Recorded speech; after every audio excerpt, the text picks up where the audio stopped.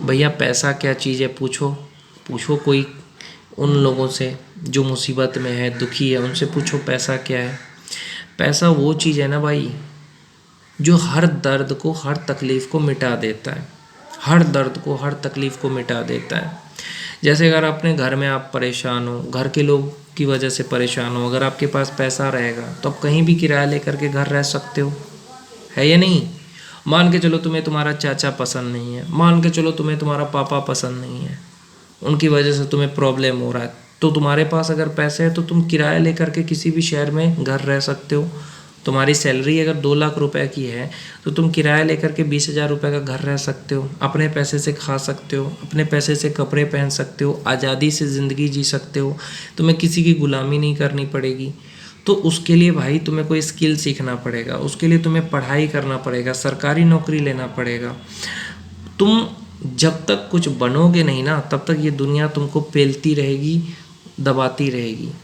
लेकिन जब तुम कुछ बन जाओगे तो तुम दुनिया में कोई तुम्हें कुछ कर नहीं पाएगा, समझ रहे हो। तो कुछ बनो, कुछ करो लाइफ में, अपना वक्त बर्बाद मत करो किसी के चक्कर में, उम्मीद में कि अरे वो मुझे बहुत प्यार करेगा, वो मुझे बहुत प्यार करेगी। भाई कैरियर बर्बाद होगा ना तो कोई तुम्हें प्यार नहीं करेगा, याद रखना।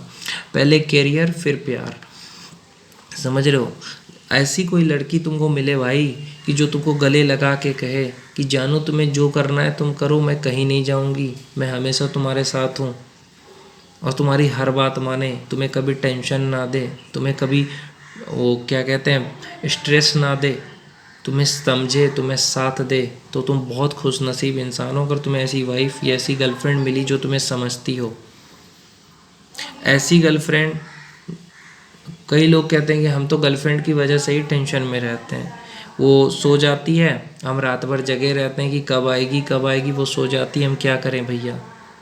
तो भाई तू उसका इंतज़ार ही क्यों करता है, तू भी सो जा। जब वो सो गई तो तू भी सो जा, तुम भी बस।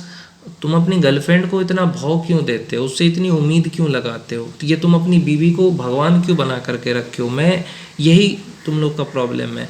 किसी से भी उम्मीद मत लगाओ, चाहे वो तुम्हारी बीवी हो, चाहे माँ बाप हो, या कोई भी हो। उम्मीद लगाना है तो भगवान शंकर से लगाओ कि उम्मीद नहीं टूटेगा। किसी के लिए भी अपना 1 मिनट भी बर्बाद मत करो। अगर कोई भी हो भैया, उसके लिए एक वक्त भी, एक पल भी बर्बाद ना करें।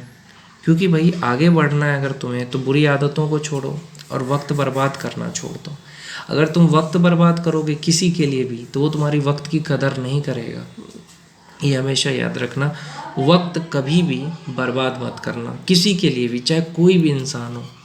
सोचो समय है, समय बहुत कीमती है भाई। किसी के लिए आप 2 घंटे 3 घंटे वक्त बर्बाद कर रहे हो, उससे क्या आप कामयाब हो जाओगे भाई? बिल्कुल नहीं बनोगे कामयाब। कामयाब बनने के लिए वक्त का सही इस्तेमाल करना होता है। जैसे 6 महीने 1 साल के लिए तुम दुनिया से गायब हो जाओ, अगर तुम किसी भी एग्ज़ाम की तैयारी कर रहे हो भाई, या किसी भी तरह का आगे बढ़ने का सपना देख रहे हो, तो 6 महीने साल भर आप गायब हो जाओ। अपने पे काम करो, जिम जाओ, रनिंग करो, बॉडी को फिट करो।